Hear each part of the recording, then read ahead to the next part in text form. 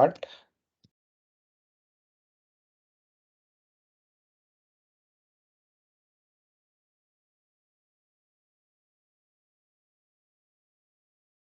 जय राधा माधव जय कुंज बिहारी, जय राधा माधव जय कुंज बिहारी, जय गोपी जन वल्लभ गिरिवरधारी,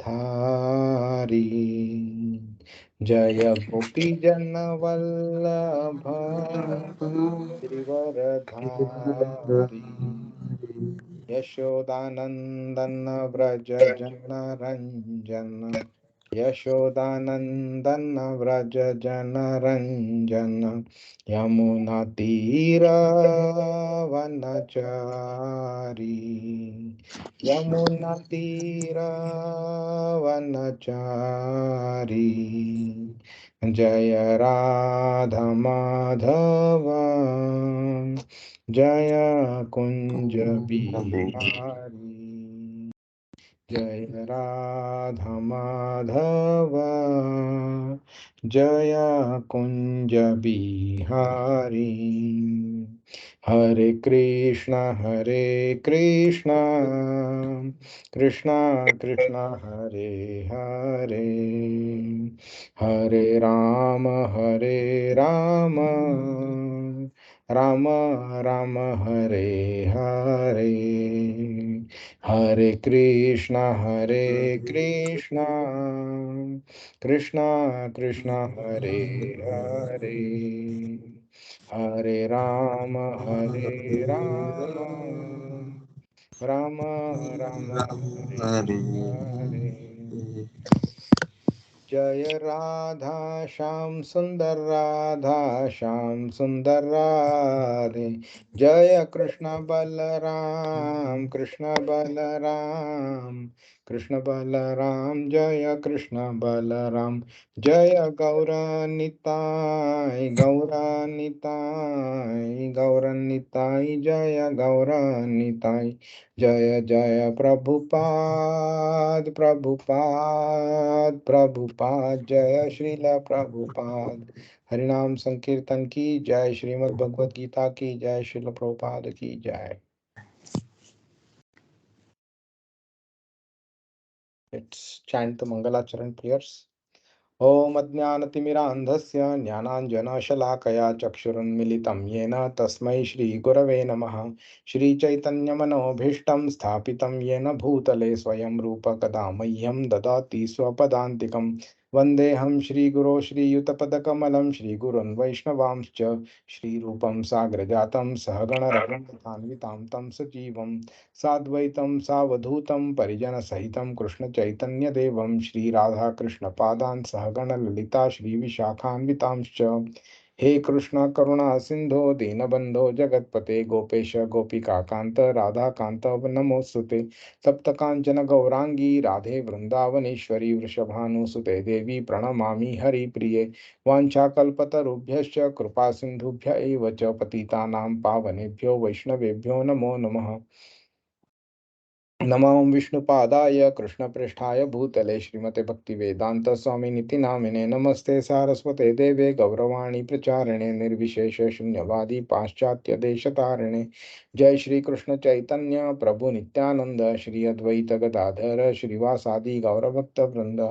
हरे कृष्णा कृष्ण कृष्ण हरे हरे, हरे राम राम राम हरे हरे। जय।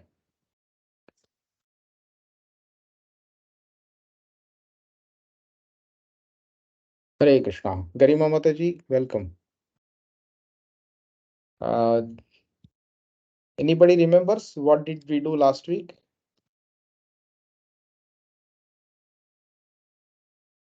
We covered verses from 35 to 38, Yes. where we spoke about more on the karma yoga part, right? Karma yoga or karma Uh, kanda? Karma kanda, sorry. What's the difference between both of them? The basic difference is Karma kanda, we do it for ourselves. I mean, let's say for uh, our, let's say, pleasure. I mean, if I'm not wrong. And there's the karma yoga is on selfless. Karma yoga is selfless.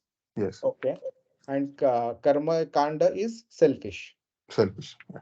Okay. And where does papa karma fit in there? Oh. So karma So that kanda is a papa kan- karma, or what kind of karma is it? it is a papa karma. Karma kanda is a papa karma. Correct. Okay. Garima Mataji, do you have any other answer?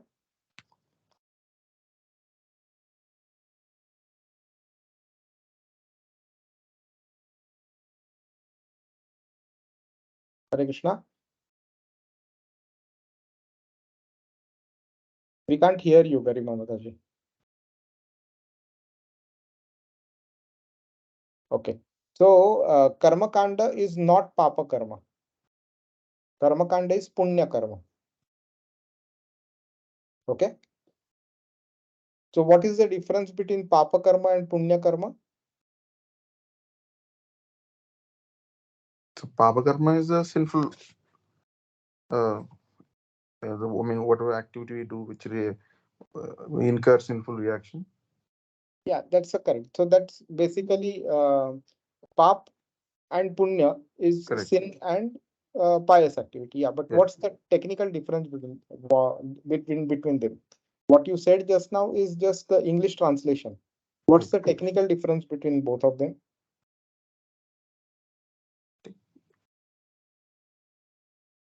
So something is considered as papa on what basis?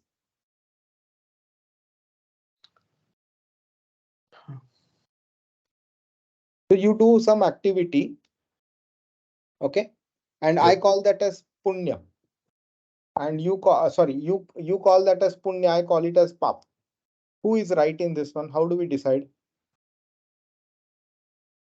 Mm, Okay, let's take this example.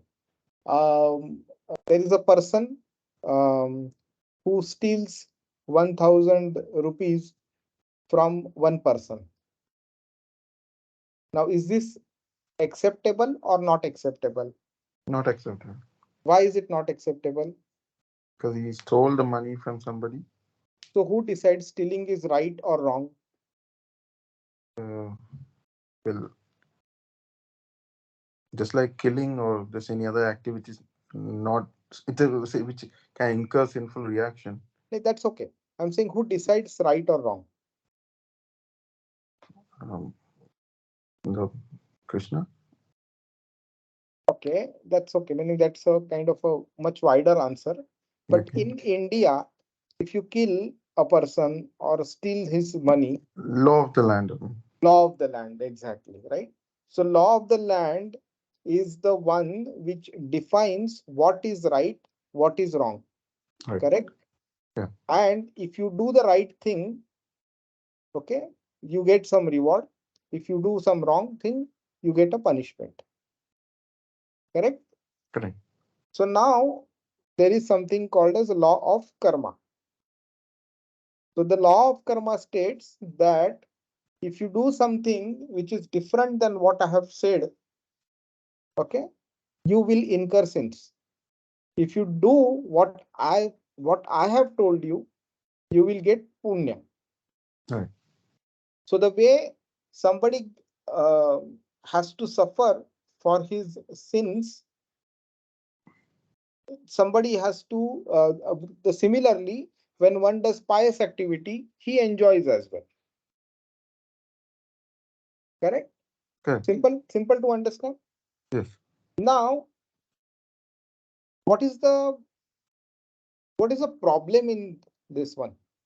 So since we can understand, yeah, because we do suffer many the reactions of many of our past sins, and that's why sometimes we get this disease or that calamity, or we lose job, or we lose our near and dear ones, or we are cheated by somebody. So many material difficulties we get, right? So we understand sin is not supposed to be done. So does it mean that punya is recommended? No, I mean it's not. See the punya, when we do it is how to have a better life. Let's say in the next life, whatever good things you have done, pious things I do this life will give me a better life. Maybe I'll go to heavenly bodies. I mean heavenly planets, Correct. things like that. Or Correct. maybe I'll become maybe richer than let's say a richer family or something. Hmm. But the ultimate aim is not that, right? Correct. Exactly. So what is the problem there then? So we do that is more like for our selfish reasons we do pious activities. Correct, which is fine. But what is the problem? If somebody comes and tells you, okay, theek hai yaar, I'm getting a good life in heaven, and then later if I have to come down to earth, what's the problem? Then I will start a new life again on earth. I will go and enjoy in heaven. What is the problem there? How will you convince such a person that this is wrong?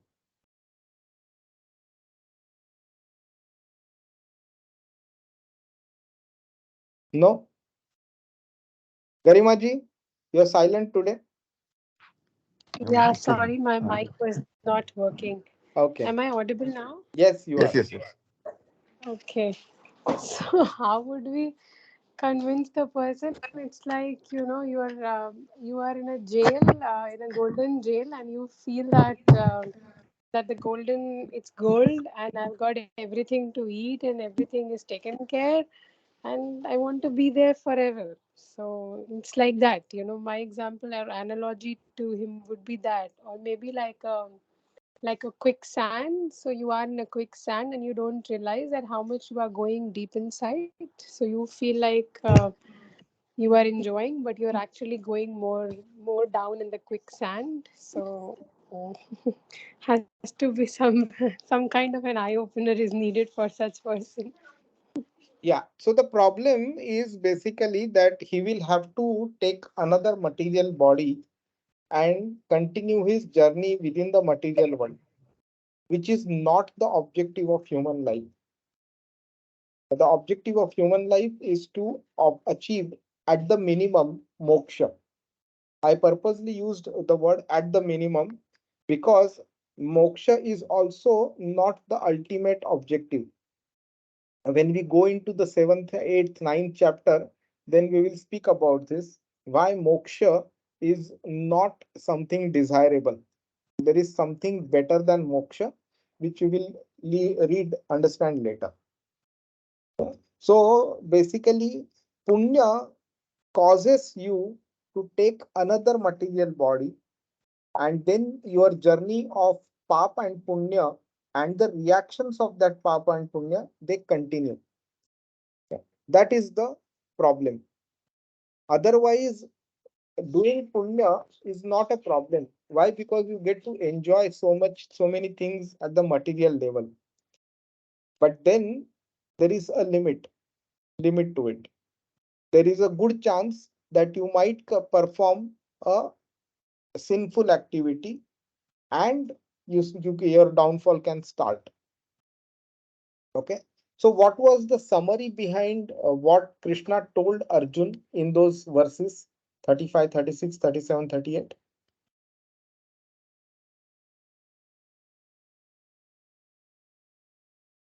Anybody?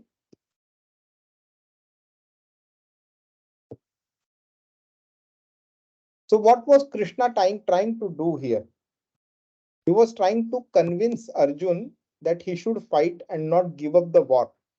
And the ground on which he was speaking that was, this will Was cause, that yeah, please.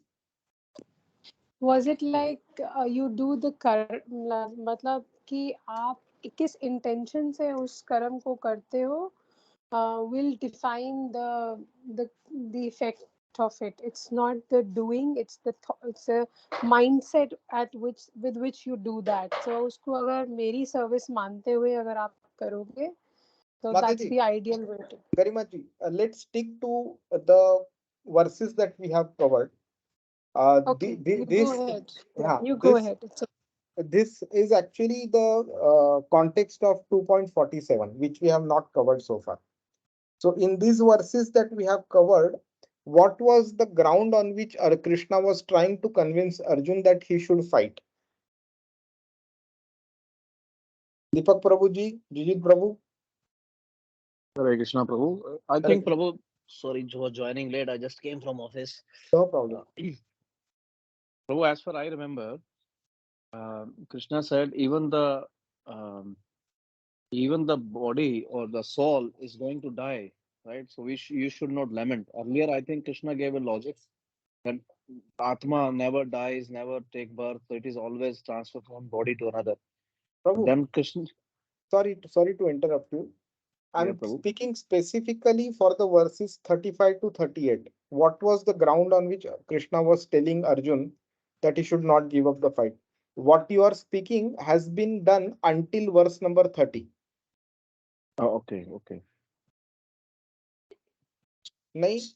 Okay, so basically he was telling Arjun that uh, dishonor will be caused, dishonor will be worse than death, infamy will be there, okay, and your enemies like the Kauravas, they will consider you to be a kind of a listless person, an insignificant person.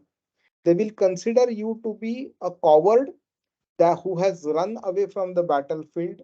They will consider you that somebody who is complete, who does not have ability to fight, has run away from the battlefield, and they will speak to you in very bad and unkind words, and that will cause you more pain. So this was the ground on which he was saying that he should fight so that at least he will avoid this infamy. Okay. And another ground that he spoke was that Arjun was saying that this is a lose-lose situation. Krishna is telling this is a win-win situation. Whoever wins, either Kaurav or Pandav army, will enjoy the kingdom. Whoever loses and dies, whether Kaurav or Pandav, will go to heaven and enjoy the heavenly planets. This was the ground on which he was preaching Arjun.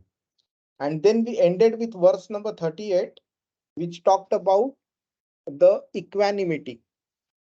Okay, fight for the sake of fighting in terms of your duty as a Kshatriya. And while doing so, ignore happiness or distress, loss or gain or victory or defeat. You do the activity from the duty perspective, not from the result perspective. This verse and the next verse, they act as a U-turn and a kind of a big turning point for Bhagavad Gita. Okay. So any questions so far? Jijit Prabhu, Karima Mataji, Deepak Prabhu. So we have completed the first section of second chapter. Okay. And we will be starting the second section now, the second half, I would say, from verse number 39, that is from today onwards. Okay. Now we are actually entering the philosophical aspect of Bhagavad Gita. So far, whatever Krishna has spoken was at a very primary level. Now Krishna will start going deeper and deeper and deeper. Okay. Okay. Any question before I move on? No? Okay. Chalo, let's start verse number 39. You can unmute yourself and we will chant together. Esha te bhihita sankhye Esha te vihite sanke Esha te bhita sankhe buddhir yoge tvimam shrunu buddhir buddhir yoge tivamam yuktam shrunu shrunu buddhya yukto yaya partha buddhya buddhya yukto yukto yaya yaya partha partha karma bandham prahasyasi. karma bandham bandham prahasyasi. prahasyati एषा ते भिहिता सांख्ये बुद्धिर्योगे त्विमां शृणु बुद्ध्या युक्तो यया Partha कर्मबन्धं प्रहास्यसि. And somebody read the translation. Oh, if you are not speaking, you can please mute yourself. Hare Right. Krishna. Hare Krishna. Thus far, I have described this knowledge to you through analytical study. Now listen as I explain it in terms of working without fruitive results. O son of Partha, when you act in such knowledge, you can free yourself from the bondage of works. Hare Yeah. Krishna. So now you will see quite a few terms are coming here for the first time in this verse. Okay. So first let us understand Esha te bhita sankhya. Meaning so far I have explained to you Abhita meaning Abhita meaning described. Sankhya is a type of a yoga system. Okay. Sankhya Yoga, which is called as Sankhya in a normal sense means analytical study. What does analytical study mean? So when you have been given a big problem, we break it down into smaller problems, and all the solutions that come out for these individual problems, then those solutions we assimilate together to come up with a bigger solution, which is the solution to the bigger problem. Okay, how does it apply in this current context? So now uh, I'm going to explain you something. If you do not understand, it is completely fine. Doesn't matter, we will come back to it some other time. Okay, so now this material world has 25 elements, okay, which are the Pancha Mahabhuta, then Man Buddhi Ahankar, then the Gyanendriya, the Karmendriya, and various other elements are there. And the 25th element is time. Okay. So now, when one wants to understand the objective of the behind the creation of material nature, okay, it's not so simple to do it by itself. So that's why then it is broken down in the individual parts, studied those individual parts, and then the assimilation and the final conclusion of the overall answer is brought in. This is called as an analytical study in a nutshell. So what did Krishna do? His problem was divided.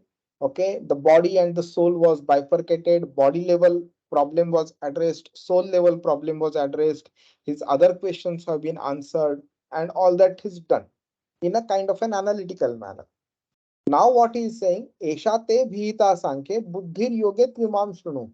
Now buddhir yoge tvimam shunu. Buddhi yoga, okay, is a type of yoga. What does it mean? I will explain now. Tvimam shunu meaning you will hear it now. Okay. So what he is saying, so far I have explained to you in an analytical manner, but now I will explain you based on the intelligence. Okay. Buddhya yukto yaya partha, meaning if you apply your intelligence in the right manner, okay, what will happen? Karma bandham prahasyasi.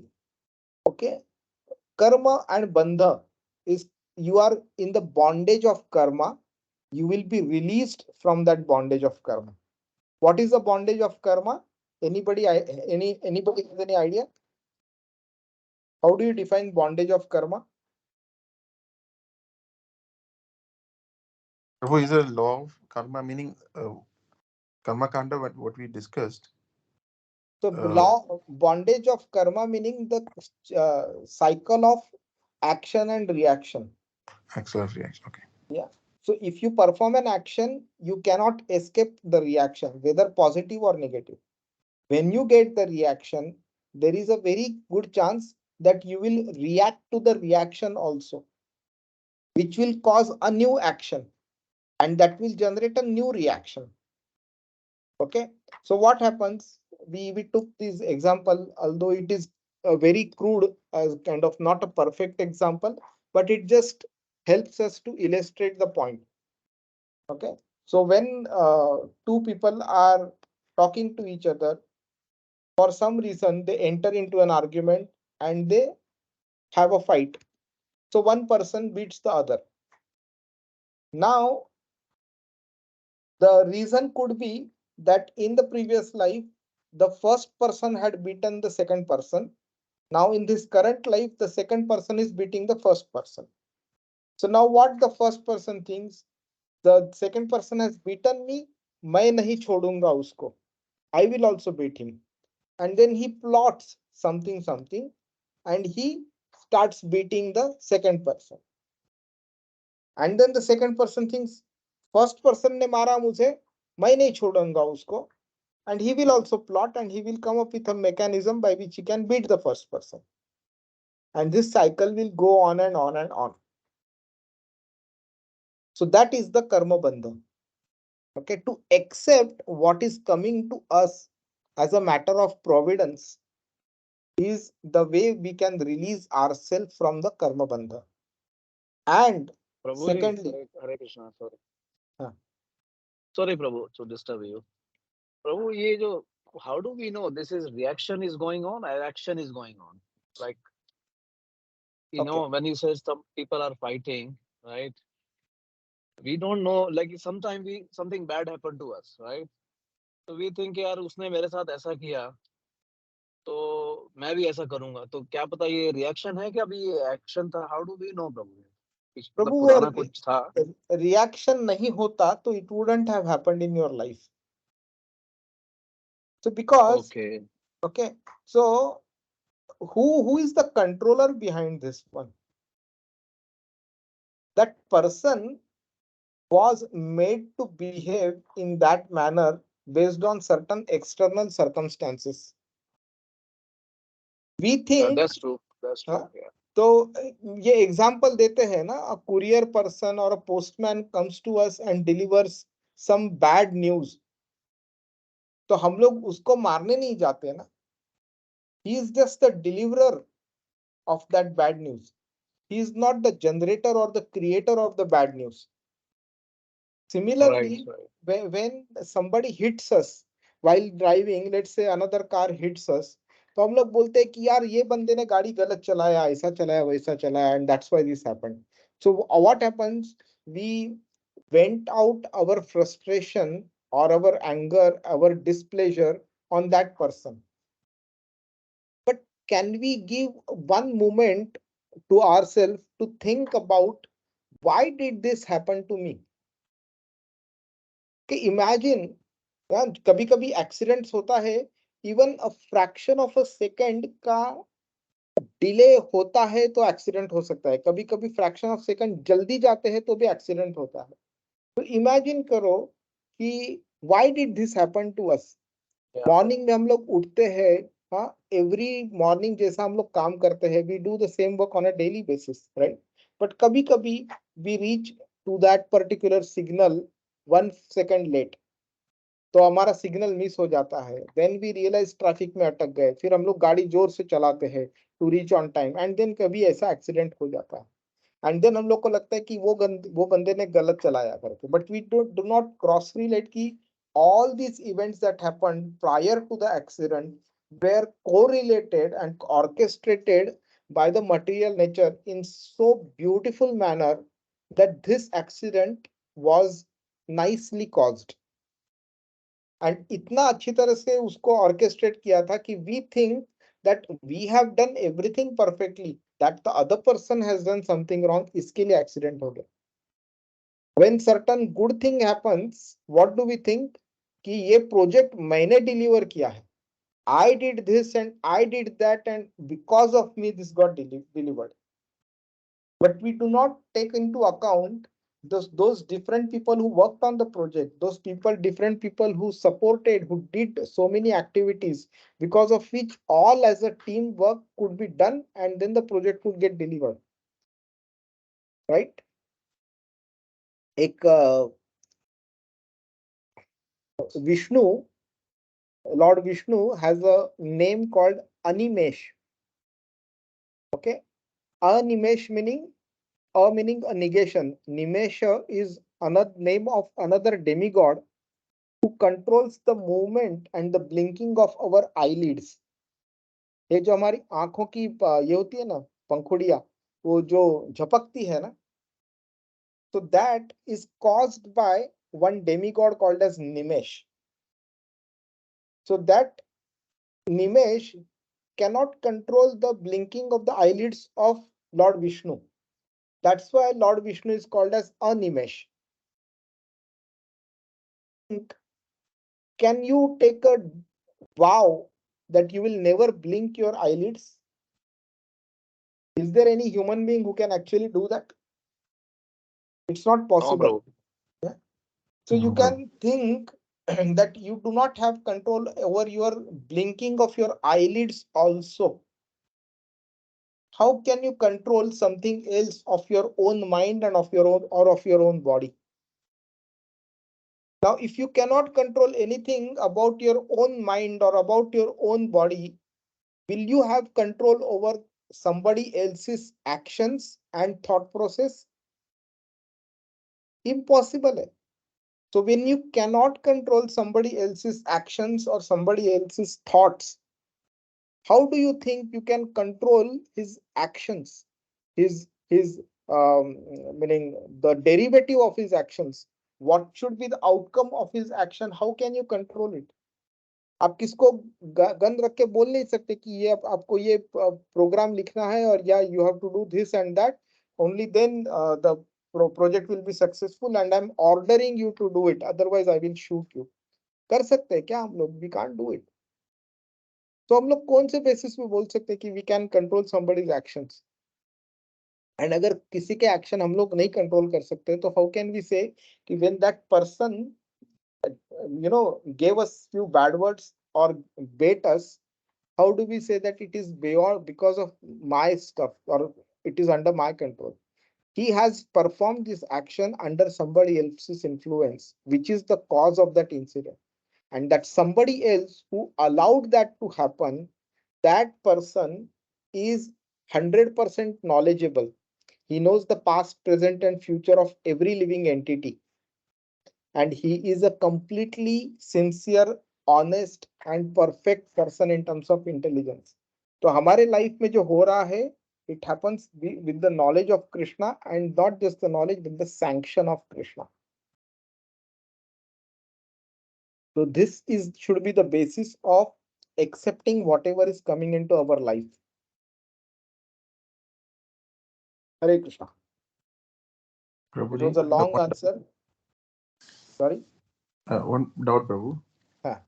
This the karma bandham, is it only applicable to humans? Meaning, or is it also like that? You mean to say, is it applicable to animals also? Are you saying, asking?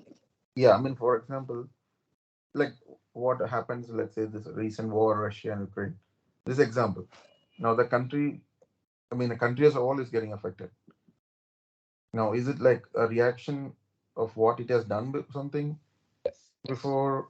So is it like a whole country is like that? That's the ground. So there are two questions that you are asking. And I would say both are unrelated.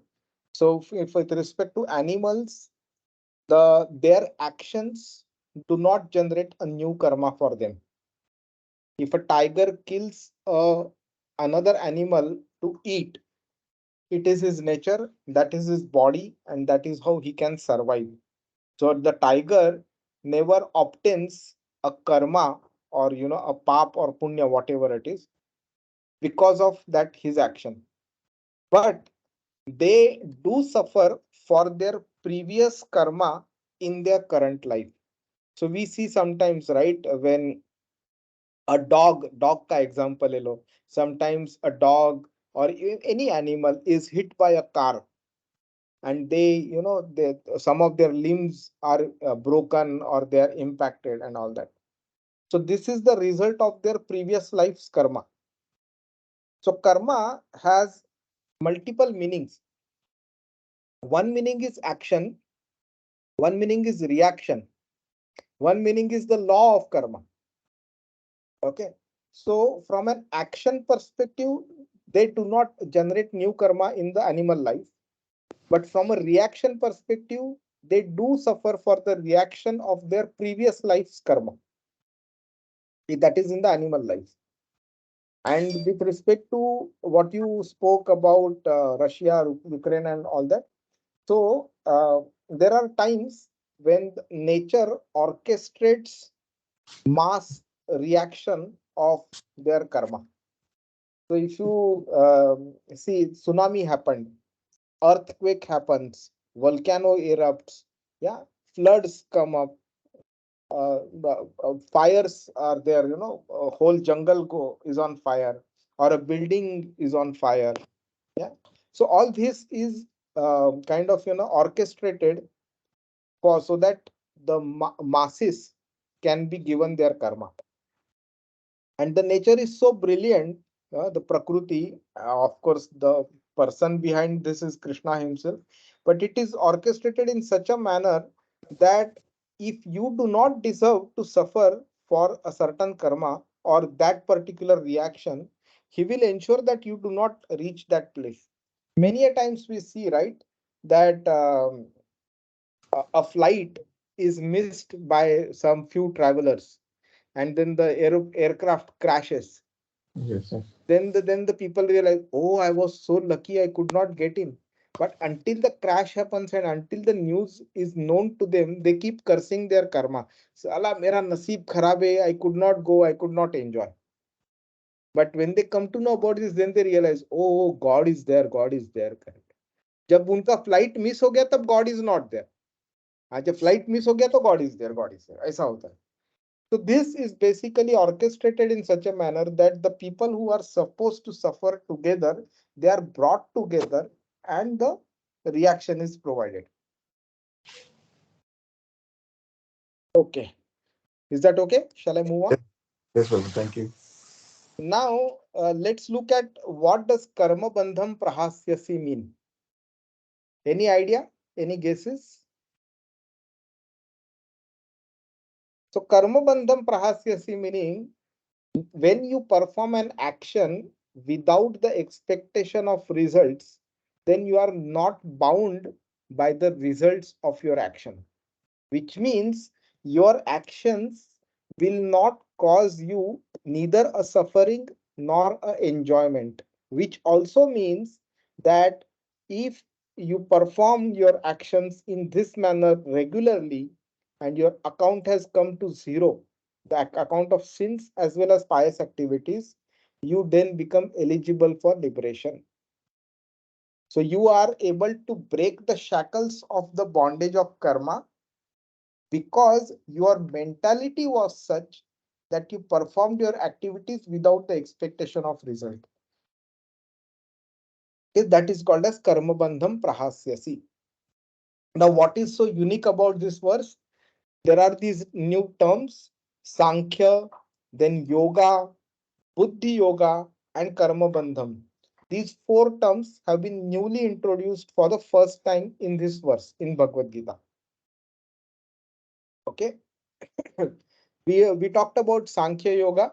So there are 6 different systems of philosophy. Prabhupada has written that in the purport. I will give you just a brief about it. One is Sankhya, one is Yoga, then third is Nyaya, then Vaisheshika, Mimamsa, and Vedanta. Okay. Mimamsa is further divided in Purva Mimamsa and Uttar Mimamsa. It doesn't matter whether you understand this or you remember this or you don't. It doesn't matter. It's just for the sake of extra knowledge. Okay, so Sankhya meaning analysis, analytical description, and the difference between the body and the soul.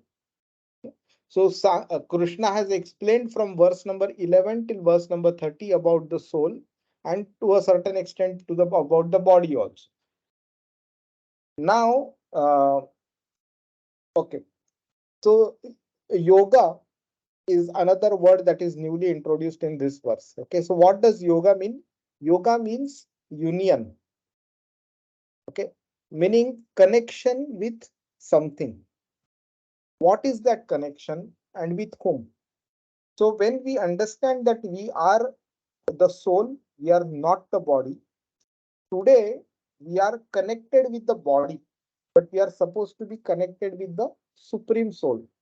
So that knowledge and the process of actually connecting with him is called as yoga. So yoga can be performed in various manners. We are learning or about to start learning karma yoga. Then there will be Gyan Yoga, then there will be Dhyan Yoga also, Ashtanga Yoga also it is called, and then there is Bhakti Yoga. These are the primary categories. Okay. Buddhi Yoga is basically a combination of Karma Yoga and Bhakti Yoga. At the preliminary level, when our bhakti towards Krishna is a bit less and we are performing these activities more at a mechanical level, it is called as Karma Yoga. But as we move forward and we reduce our inclination towards enjoying material pleasures and we start developing bhakti for Krishna, then that same Karma Yoga translates into Bhakti Yoga. Okay. Any other question you have on this verse? No? Shall I move on? No. There are quite a few points that I'm actually skipping because it is just going to create more confusion among you. What is the difference between the Sankhya Yoga of when Vishnu's incarnation, Kapil Muni had come? He explained Sankhya Yoga. What is the difference between that Sankhya Yoga and Bhakti Yoga? Then there was another person who also was named as Kapila, but he was not the incarnation. He is called as the atheist Kapila. So he also talked about Sankhya philosophy. So what is the difference between them? All of these is only going to create more confusion among you. So I'm skipping that. Okay. Now let us move on to verse number 40. This is the verse which will create good interest in you about Bhakti Yoga. Any question or shall I move on? Garimaji, Good. Deepak Yes. Prabhu, all okay? All Yes, good. fine, Prabhuji. Okay, so let's chant this verse. Neha bhikramana asti नेहाभिक्रमणाशो अस्ति नाशोऽस्ति pratyavayo na vidyate प्रत्यवायो न प्रत्यवायो न विद्यते विद्यते swalpamapyasya dharmasya स्वल्पम् अपि अस्य स्वल्पमप्यस्य धर्मस्य धर्मस्य trayate mahato bhayat. त्रायते त्रायते Mahato हतो भयात् व्ययात् नेहा भीक्रमनाशो अस्ति प्रत्यवायो न विद्यते स्वल्पमप्यस्य धर्मस्य त्रायते महतो भयात्. Translation, anybody? Yes, Prabhu. In this endeavor, there is no less or diminution, and a little advancement on this path can protect one from the most dangerous type of fear. Hare Krishna. Right. So now you will see this kind of pattern in almost whole of Bhagavad Gita. So Krishna will introduce a concept. He will talk a little more detail about that concept. He will talk about the positives of following that concept. He will talk about the negatives of not following the concept. He will talk about the characteristics of the people who follow that concept. Then he will talk about the characteristics of the people who do not follow that concept. And then he will move on to another next concept. And when he talks about the next concept, he will talk about the drawbacks of the previous concept and he will talk about the advantages of the next concept. And that is how he has built the ladder, the steps on the ladder. So why the current step is better than the previous one and why the next step is better than the current one. So that way he has built the ladder. Okay. So now what he has done, he has in the previous one, he talked about the concept, right? A path, if you walk on that path, you will not be bonded under the reactions of karma. That is what he talked about. Now he is giving another characteristic of this particular path. That path which he talked about in verse number 39, which is called as Buddhi Yoga. Okay, that path he talked about. Now what he is saying, there are two characteristics of this path. Okay, and one benefit also he has talked about. What is the first characteristic? There is no loss. And the second characteristic, there is no diminution. What does it mean? Anybody can anybody guess?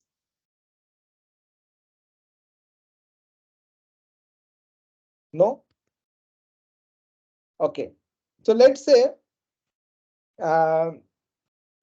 one friend of yours comes to you with a business proposal. Okay. So he says that Deepak Prabhu, I'm coming to you with a business proposal. Okay. You have to put 10 lakh rupees in one company, in the shares of a company. At the end of the year, you will get 10% loss. At the end of the second year, you will get another 10% loss. ऐसा करते करते you have to keep it for 6 years, and at the end of it, you will get 10,000 rupees in your hand. Who will accept this proposal? Prabhu suicidal है एकदम. Correct. नहीं करेंगे, right? So why? Because we can see a clear loss in this one. Okay. Okay. So this is one scenario. Second scenario. So Deepak Prabhu, the same friend comes to you and he says, okay, bhai, 10 lakh rupees dalo abhi, and 5 years ke baad, I guarantee you that I will return the same 10 lakh rupees back to you. So will you put it? वो भी lucrative नहीं है प्रभु जी अभी इतना, right? क्यों lucrative नहीं है वो? क्योंकि सेम ही है ना प्रभु, ग्रोथ नहीं है उसमें. ग्रोथ नहीं है, but time value of money apply करो तो वैसे देखो तो लॉस ही है ना. लॉस ही है उसमें. या वही बोला, मतलब कुछ भी इन्फ्लेशन ही बीट नहीं कर पाएगा ना. Correct. So this is a path when you walk on the material world, in the on the material path, ऐसा ही होता है. So all our activities give us some weird negative reaction, because of which हम लोग नीचे नीचे नीचे नीचे गिरते जाते हैं. और अगर हम लोग नीचे गिरे नहीं तो एट द मोस्ट हम लोग सिर्फ वहीं पे रहेंगे. It will not elevate us on the spiritual level. But what Krishna is saying, he is giving a guarantee to you कि boss, आप मेरे को आज 10 लाख रुपए दोगे, okay, I will ensure that your loss will never happen. और आपका कभी रिडक्शन भी नहीं होगा और आपको सिर्फ प्रॉफिट ही प्रॉफिट होगा. डिपेंडिंग ऑन आप कितनी मेहनत करते हो, आपको या तो 1% प्रॉफिट होगा या 10% होगा, 20 या 100% होगा. So let's say your friend comes to you with a business proposal saying that you give 10 lakh rupees to me. I guarantee you that you will get minimum 10 lakh 10,000 rupees in the next year. And आपका कभी loss नहीं होगा, guarantee है. पूरी दुनिया डूब जाए, but I will ensure that your money comes to you. Even if you have to leave the body in the next life, I will give this money to you. So it's a safe proposal, right? अपने को कुछ loss नहीं है, and guaranteed है अपने को returns भी. So that is what Krishna is now giving us a guarantee here, that a little advancement on this path, swalpam apyasya dharmasya, little advance. Swalpa, alpa in itself means little. Swa alpa means very very little. Any a prefix like su or something like that is, when it is added to a word, it actually increases the intensity of that word. So swa alpam meaning very very little advancement. Apyasya dharmasya trayate mahato bhayak, I protect one from the most dangerous type of fear. So what do you think is the most dangerous type of fear?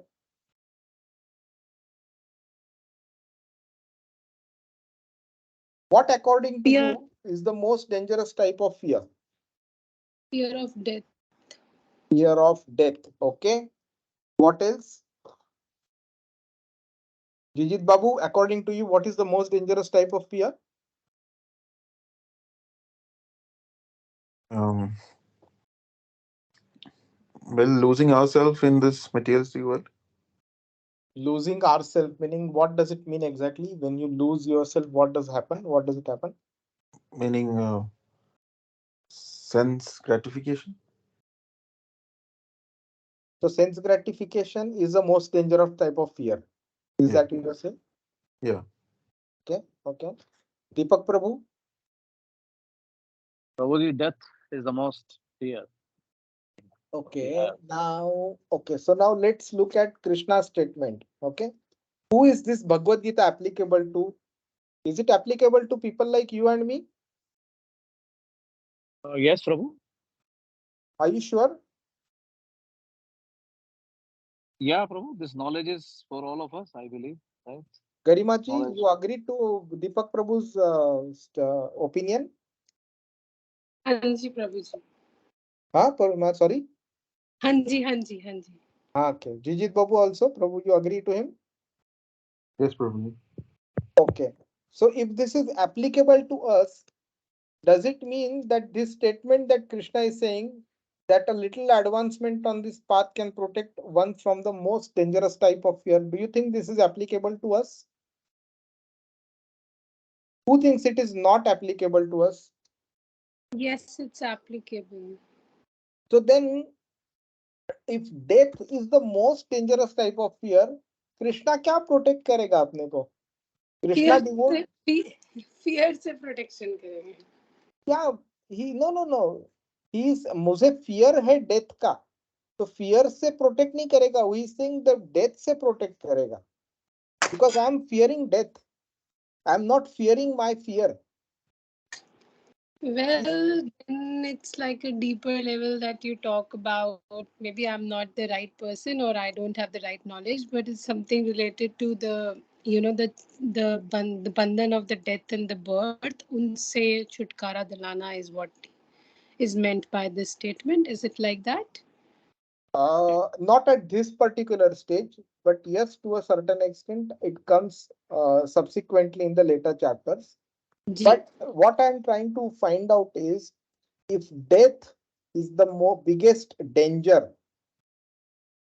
then does he protect us from death? If so is the case, so many of his devotees have died so far, right?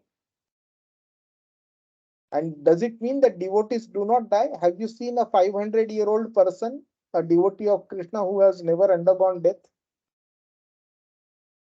Prabhuji, everybody will die. Correct. I think in that perspective, rebirth is probably the most fear, taking a rebirth.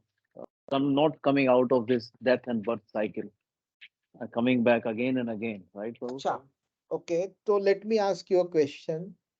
Um, Let me ask you two questions. Let's say at the end of this body, a person is born as the son of person like Ratan Tata or Ambani or Birla or Bill Gates or Jeff Bezos or Elon Musk. Yes, Prabhu. So then is this bad or good? No, one sense it is good because they have got a life where they don't need to worry about bread, shelters, and all other material aspects. They are given a comfort life so that they can grow their conscious in this life. So if they don't use it, then it is bad. But yeah, because of their previous karmas, they got a good life, to grow in their next. This is a journey, I believe. Nahi, So in this, Prabhu, nahi, Prabhu. Our question was coming from the point that Krishna will protect you from the, what do you say, the rebirth. yes, Correct? Prabhu. I'm saying if rebirth is a problem, let's say there is uh, a man who is living on the streets and he doesn't have anything to eat.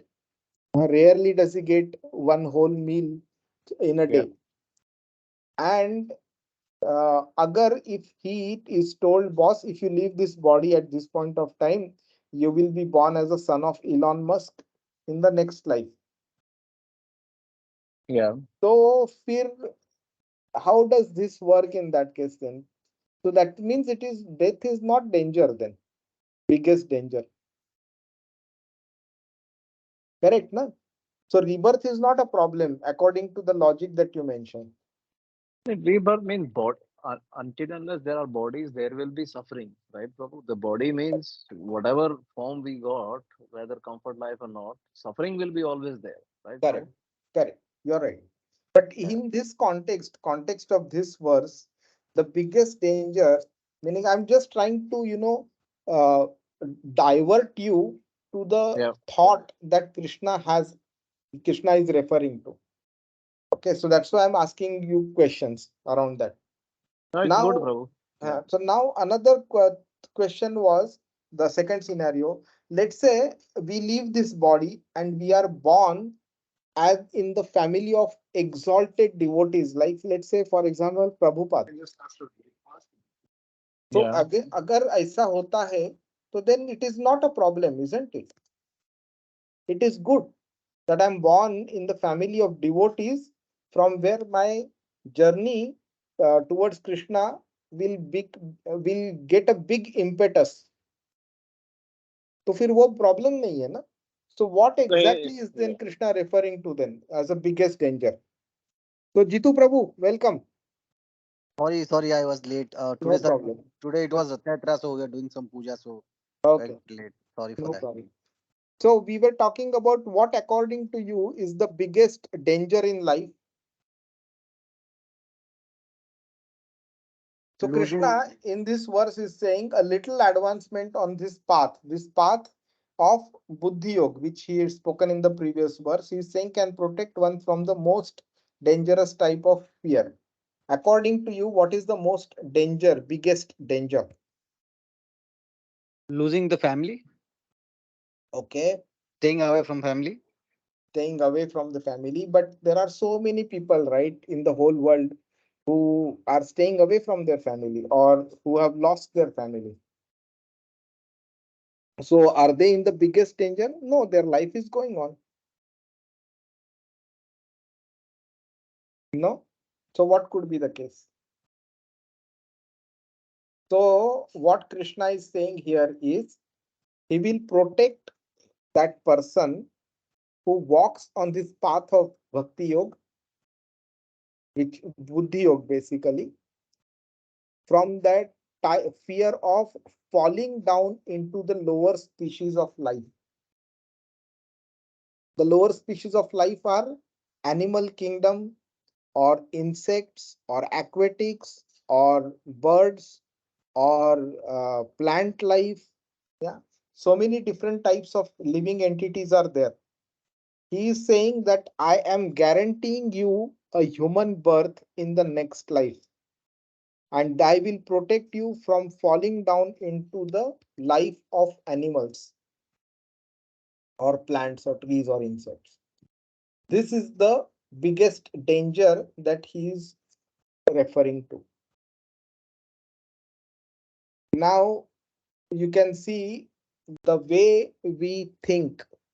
Okay, uh, our thought process is molded by our uh, daily actions and our surrounding environment, right? Which is mostly material driven. So we think death is the biggest problem, or many people talk about losing wealth or knowledge or bank balance or car or this kind of stuff.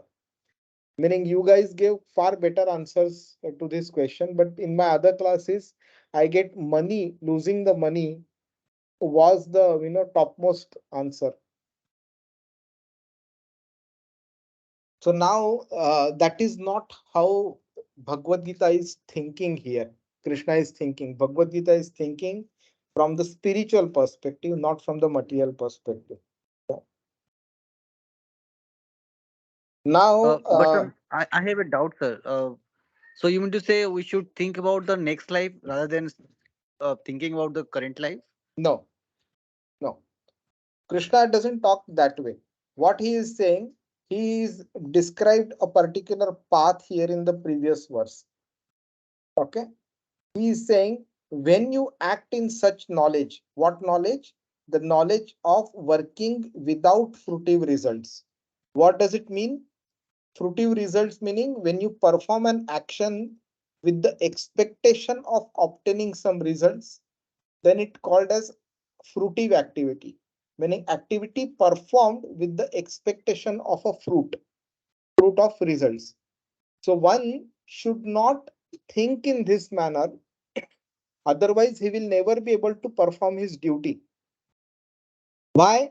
Because we will always perform material calculations of profit and loss, happiness or distress, or victory or defeat before taking a decision, before performing the activity. And that decision, if it is done on the material grounds, and if that drives us to perform or not to perform the activity, we will ignore our duty. Our duty, now in this case, Arjuna's duty as a Kshatriya was to fight, which he was saying that you should consider fighting for the sake of fighting because you are a Kshatriya. You should not consider fighting just because you will get happiness or you will get distress or you will want victory or you will not want victory that way. You are a Kshatriya, your duty is to fight, you have to fight, irrespective of the results. And when you act in such knowledge, you can free yourself from the bondage of works, which means you will be able to free yourself from any kind of reaction and action system, law of karma.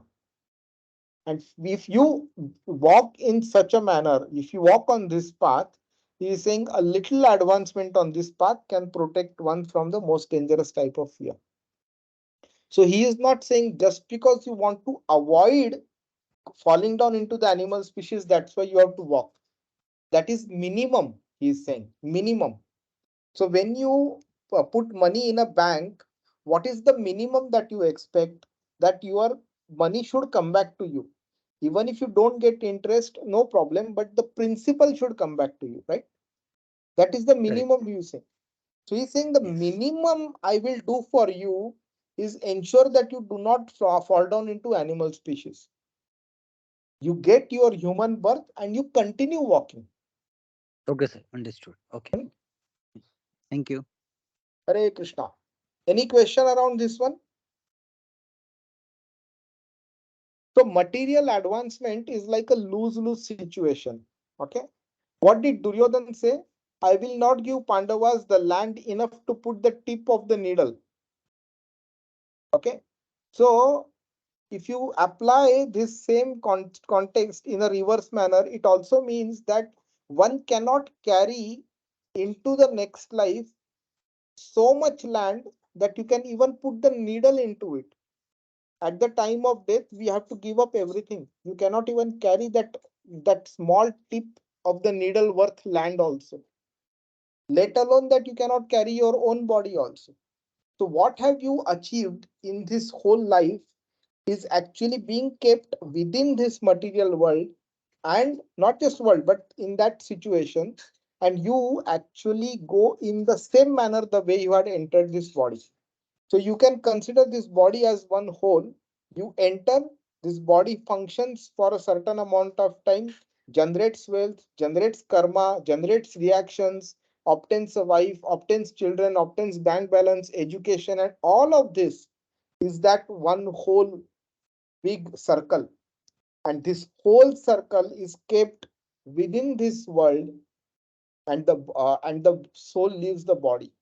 So what had come in is what went out. But whatever was achieved during this life is kept behind with absolutely no trace of it into the next life. So that's why material advancement is a lose-lose situation. You do not gain anything out of it into the next life. And that's why spiritual path, walking on that path, is a win-win situation. Why? Because you are creating a better life for yourself in the next life, and you will start from the point where you have left off in the current life. In the material world, you will start from zero always. Yeah. We always go to kindergarten. We went in this life in kindergarten. In the next life also, we will go to kindergarten. And in the next life also, it will start from the education will start from kindergarten. When you open a new bank account, your balance always starts with zero. When you open a bank account in the next life also, the balance will start from zero. But in spiritual advancement, you start from the point where you have left off in the previous life. That's why Krishna is saying there is no loss on this path. You are not going to lose anything. In fact, if you walk only on the material path, you have a complete guarantee of loss, 100% loss. If you walk on the spiritual path, there is no loss. You might probably walk only one small step ahead, but it is still not a loss, because in the next life you will start from that point where you left off in the previous life.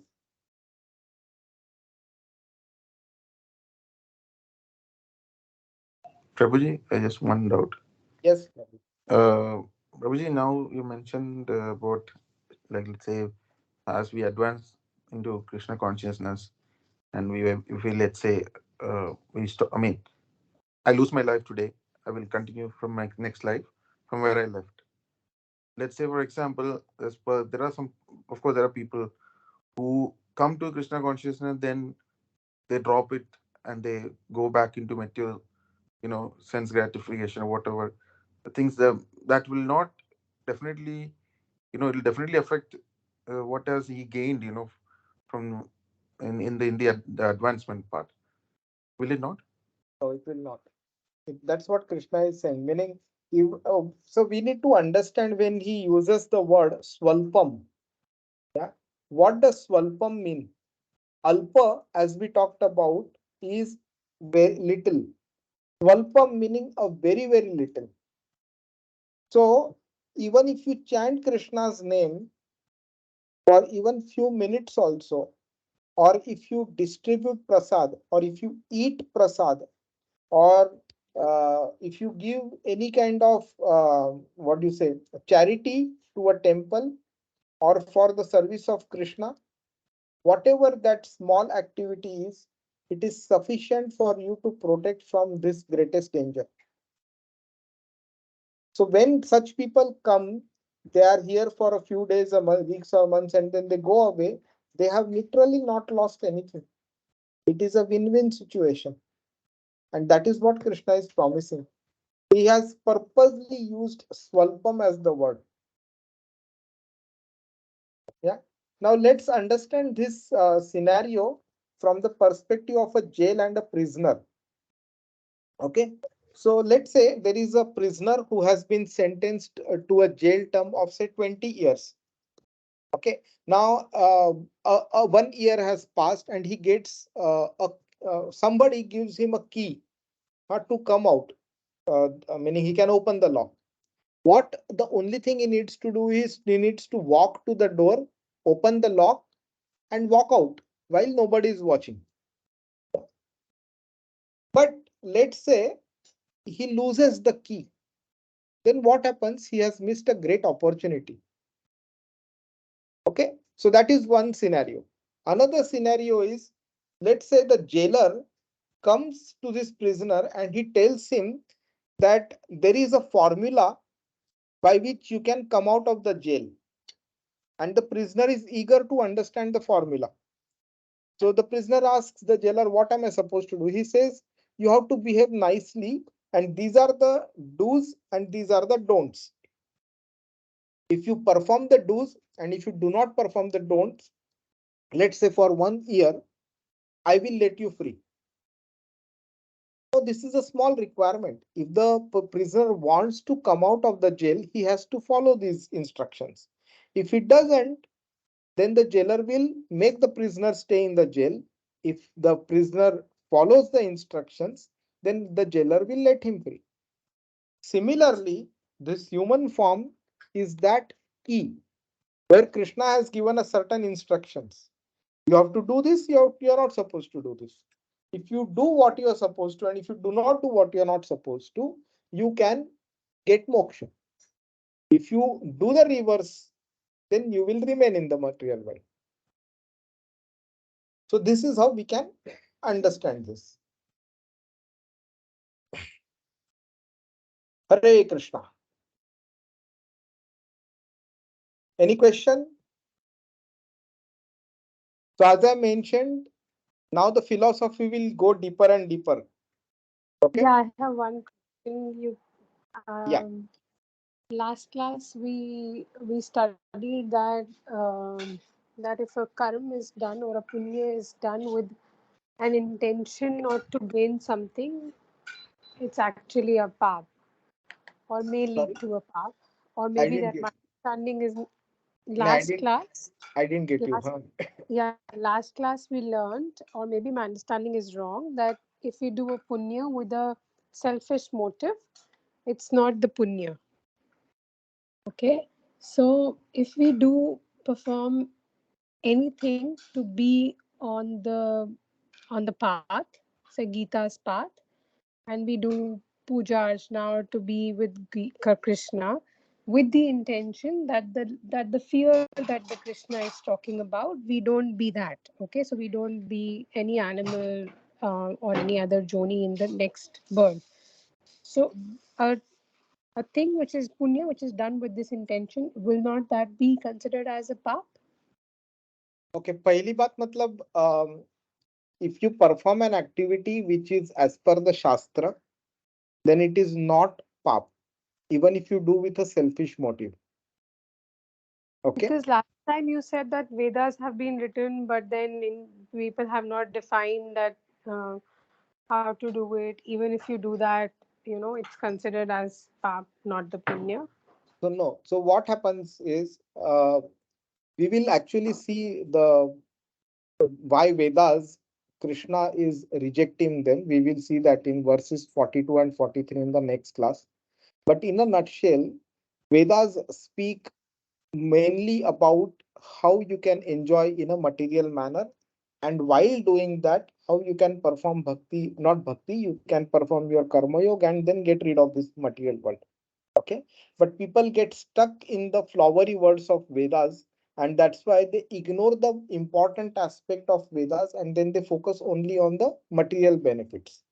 Okay, now the point is, if the Vedas prescribe a kind of a framework for us of what a human is supposed to do and what a human is not supposed to do, if you remain within the framework, you do what it tells you to do and you do not do what it tells you not to do, and you remain within the framework this way, then you are eligible to progress gradually, but spiritually, but gradually. Now, this is not pap. If a father tells a son to do something and he does that, okay, if father tells the son, you have to study, then I will give you a chocolate. Okay, and the son does that with the hope of getting the chocolate, then it is not pap, it is punya. Okay, because the child wants a chocolate, that's why he has studied. So because a human being wants to achieve, enjoy the benefits of what is recommended in Vedas, that's why he performs the action, that's why he remains within the framework. That is punya, that is not pap. Pap is to do what is not supposed to be done and to not do what is supposed to be done, that is pap. Okay, now in this particular context, when a person has a selfish motive of not wanting to fall down in the animal species, that's why he walks on this path, is punya, is not pap. Okay, he is walking on the path told by Krishna just to ensure that he does not fall down into the animal life. But that doesn't mean that he will be able to go towards Krishna. Okay, so now that we are onto this topic, I'll just explain one small term here, one concept here, which I will be speaking many times about this one as we go forward. Okay, so there are these three words: bad, good, and excellent. Okay, so um, uh, somebody performing a bad activity, we can easily understand that it is bad. Okay, so let's take in terms of marks. Okay, say somebody scores only 20 marks out of 100, so we can say it is bad, correct? But somebody says some student scores 80 marks out of 100, what will we say? It is good, right? But if a student scores say 95 marks out of 100, we will call it as excellent. So when you compare 80 with 20, you will say, wow, this guy has done a very good job. But when you compare 80 with 95, you will say, no, no, no, it's not good. Right? So this is what bad, good, and excellent is. So good, when compared with bad, is appreciable. But when good is compared with excellent, we can understand that good is the enemy of excellent. So when a student has a capability to score 95 marks, but if he becomes satisfied with just 80 marks, then he is actually doing injustice to his ability. Similarly, this human life has been given to us with the objective of achieving Krishna or minimum moksha. We actually don't utilize it for that. We achieve it to avoid the falling down into the animal species. That is bad. Instead, why not try for getting moksha itself? So अगर मोक्षा ये life में नहीं मिला तो guarantee तो है we will not fall down, but at least we would have walked many more steps towards the spiritual goal, and if not in this life, at least next life में तो achieve करेंगे. So the objective should be positive. अगर negative objective रखेंगे तो maybe we will remain at this level, but definitely not progress, and that is not what Krishna is expecting us. Is that okay? Yeah, okay, I got it. Okay. So Hare One more, Krishna. Sorry. one more question. Okay. क्या हुआ? हाँ, okay. Hare Krishna. Hello. Hare Krishna. Yeah. Sorry, one more question. In the previous explanation, you mentioned that if we do any act today only, we do any act with with not to gain the the wealth or the worldly gains, and we do it in the righteous way, so within the karmic law, then that अपनी कर्तव्य करते हुए अपना कर्म निभाते हुए, but not seeing towards the money or materialistic thing, that is the right way. Am Correct. I right? That's Correct. okay. Correct. So Correct. I want to ask an example. I want to ask a question with an example. Say, for example, you are a mechanic or I am a mechanic, okay? And my job is to mend the tire. Any puncture tire, to mend that is my job, okay?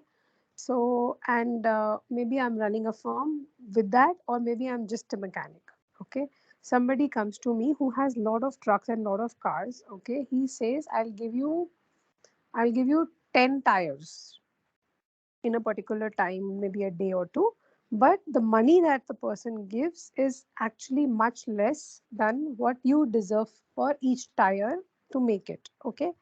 Now, कर्तव्य कर्म हमारा, being a mechanic, मेरा कर्म और कर्तव्य is to mend the tyre. ठीक है. और जो कुछ हमारे सामने आया इज लाइक अ पार्सल जो हमें कृष्णा ने भेजा. He is just a tool to come, right. वो तो सिर्फ पार्सल डिलीवर करने आ रहे हैं इंसान, तो हम उन पे भी नहीं लेंगे कि वो क्यों इतना कम क्यों दे रहे हैं. So now should I accept that proposal in the worldly affair, or I don't accept that proposal? Okay. पहली बात मतलब माता जी कर्म की जो व्याख्या है ना यहाँ पे definition that itself is not properly understood.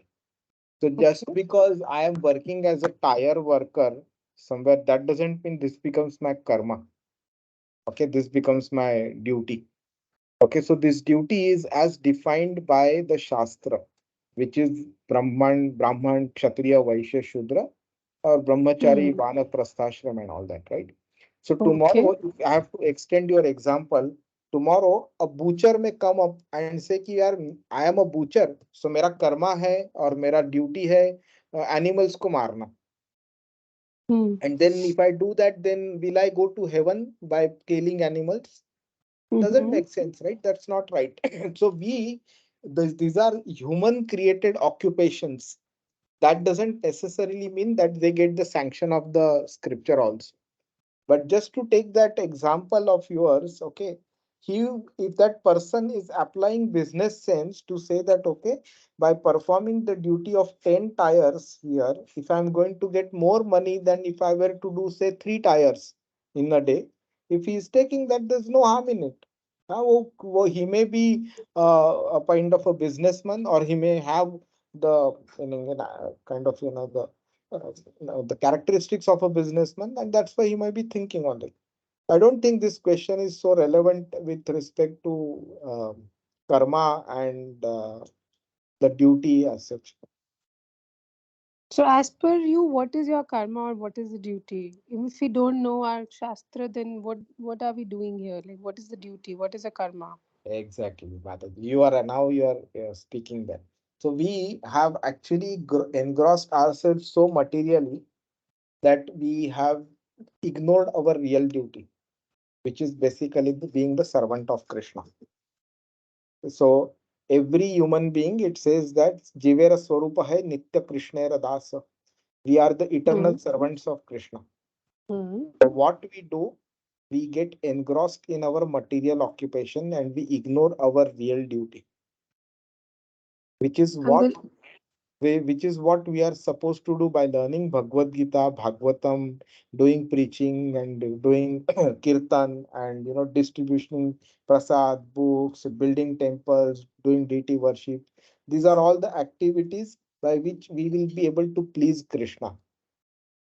That even घरस्थ आश्रम में जैसे हम रहते हैं, मीन्स हमारा worldly duty of being a father और अर्निंग एंड ऑल दैट, तो वो सब कुछ कर्म नहीं है. कर्म नहीं नहीं सिर्फ नहीं ये नहीं है जो आपने डिफाइन किया. नहीं नहीं वैसा नहीं. गृहस्थ आश्रम is also one of the pillars of the Dharma, pillars of the हाँ कर्मा. जी, तो वो हाँ भी हमें जी. करना ही है. तो we have to earn money. We have to तो अर्न मनी. उसके रहते जो भी आपका ऑक्यूपेशन या प्रोफेशन है वो आपका कर्म नहीं होएगा. तो ये टायर वर्कर वाला जो एग्जांपल था ना, I wouldn't say that it is perfectly related with that, but even if we say relate it also, okay, it is not that मैं टायर वर्कर हूं तो मेरा ड्यूटी है मेंट करना टायर. सो मेरे को कोई 10 टायर का ऑफर आ गया तो मैं उसको ना बोलूंगा because my duty is mending tyres. It's the same thing. Tyre का ही बिजनेस है ना, या तो मैं मेंट करूं या तो 10 का टायर वाला बिजनेस लूं. It's the same thing, right? तो ये relevance of this example I couldn't understand, maybe, or I did not find it to be relevant. That may be subjective also. Okay, I'll give you another example. से suppose कि हम ये माने कि हम कृष्णा के सर्वेंट हैं, ठीक है, और हम घरस्थ जीवन में हैं, इसलिए हमें पैसे कमाने हैं, ठीक है. और जो भी मैं काम करती हूँ आज की डेट में in the righteous way, I'm not, so I am kind of ignoring in my example जो आपने बुचर का एग्जाम्पल दिया और भी अदर प्रोफेशंस. अगर मेरा प्रोफेशन क्लीन है तो मैं उस प्रोफेशन में काम करने को भी ऐसा मानती हूँ कि I am servicing Krishna in by doing that job. Okay. Okay. So that mindset is clear. Okay. Within that, if I get the proposal, तो मैं मैकेनिक हूँ विद इन दैट, और मुझे प्रपोजल आता है वो 10 टायर का, जो कि मुझे पता है कि वो कम पैसे दे रहे हैं. Okay. तो क्या मैं उस प्रपोजल को लूंगी as part of my karma और no? I still again like to meaning I'm saying the same thing, meaning finally you are still within the boundaries of working on the tires only. तो इसमें अगर ना लेने का रहेगा तो भी क्या लेते हैं तो भी it's like a business proposal only. नहीं, तो मैं ये बोल रही हूँ कि हमें पता है कि हमें लॉस होने वाला है. Worldly wealth, in terms of wealth it's a loss. हाँ, then do we take it, और as per what we learned today कि हमें वेल्थ नहीं देखनी है, हमें अपना कर्म करना है.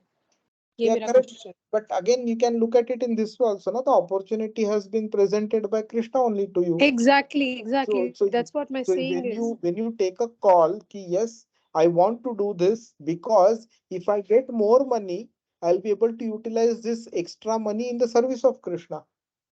If I get less money, then I will not be able to do that same service to Krishna which I was doing previously. So Yeah, yeah, you can take a exactly. call based on this also. Yeah, so in that case, the taking up the proposal of even the less money is fair, is what exactly is being Yeah, taught. yeah, Okay, exactly. Because the okay, the okay. ground on which you are taking the decision is not It's clear. selfish or motivated through material No, gains. it's service. Yeah. Yeah. Okay. Okay. Clear. Clear. Okay. Thank you so much. Okay. Hare Thanks. Krishna. See you next Hare week. Hare Hare Krishna. Krishna. Thank you. Hare Krishna, Rupal. Hare Hare Krishna. Krishna. Hare Krishna.